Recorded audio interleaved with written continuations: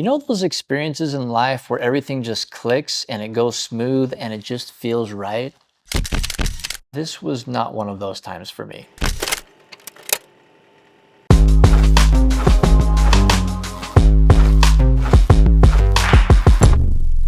I've always been drawn to visual arts, drawing, painting, airbrushing, but I really fell in love with photography when I was about 25 years old. After college, I landed my first full-time job as a photographer at my alma mater, Utah Valley University. That year, UVU launched its first men's NCAA Division I soccer team.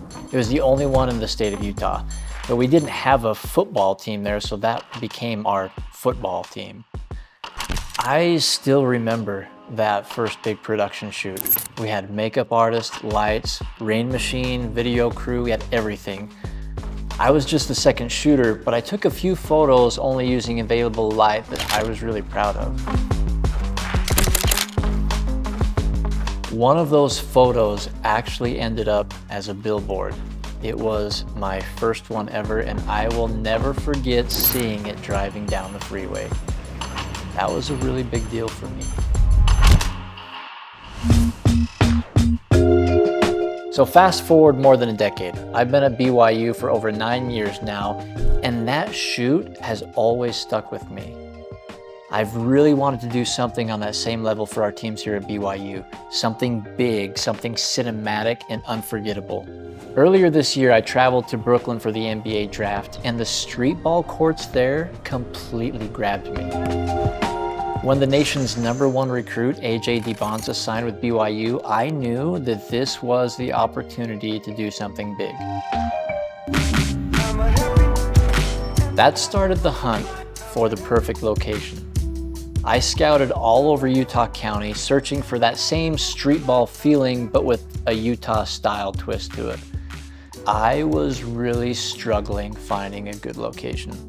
I went to so many different courts, but they looked too nice and too new, and I really wanted something old and grungy, something that showed character.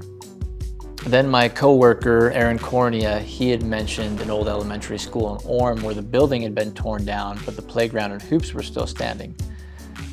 Now, at first when I went there, I wasn't really sure. But then as I walked around a little bit more, I noticed the perfect angle. There was a basketball hoop perfectly framed with the Wasatch Mountains in the background, and I knew that if I timed it just right during sunset, the peaks would glow bright orange while the valley fell into the shadows, and that was the shot. Aaron and I later met with Shauna Howell on location to plan out all the details of the shoot. Now, if you don't know Shauna, she's the BYU Athletics creative director and the genius behind all of our men's basketball team graphics, posters, and everything else.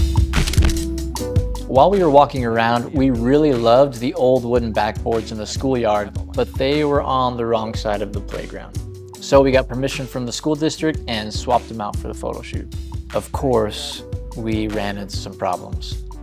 The bolts stripped out on the backboard, and the bolt patterns didn't match the other metal backboard plates. That meant AJ couldn't actually dunk the ball. He would just have to fake it. After weeks of planning and going over the logistics of the shoot, it's finally shoot day. We made sure to get there hours before to set up all of our lights and get everything ready to go. And then one thing really caught me off guard. All of the players showed up on time. What's going on? How we doing? Good. Tyler, how you doing? It's not uncommon for me to tell people to be on location a little early, so it gives us a little buffer if they get there late. So normally showing up on time is a good thing. With the players there on time, I felt super rushed to start the shoot before the sun started to set, and honestly, that got me really disjointed and I felt completely thrown out of my groove. Now, it wasn't their fault, they showed up when they were supposed to, but as I started the photo shoot, it felt kind of like I was painting in the dark. I knew what I wanted to create, but every brushstroke felt off and I couldn't tell if I was ruining it or if I was discovering something new.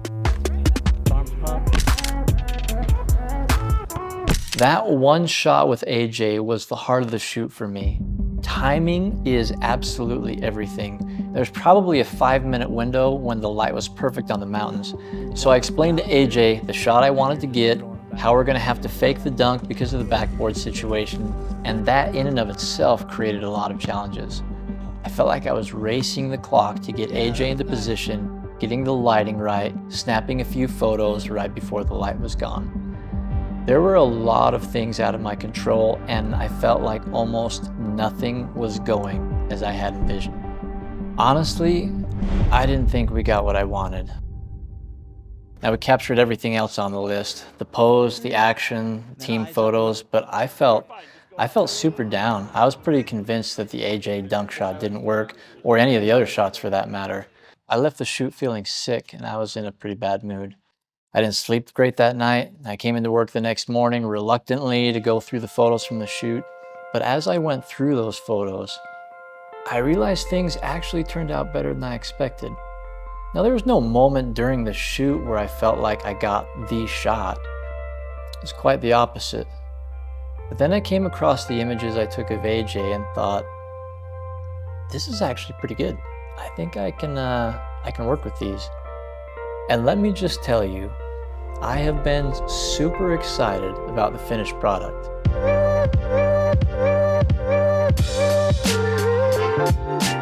Something this experience taught me is that persistence pays off. Struggles are just part of life and part of the creation process. It's how we respond to those struggles that really matter. We grow through adversity, and we're strengthened through persistence. There have been a few times in my career where I've taken a photo and been extremely excited about it, even looking back years down the road.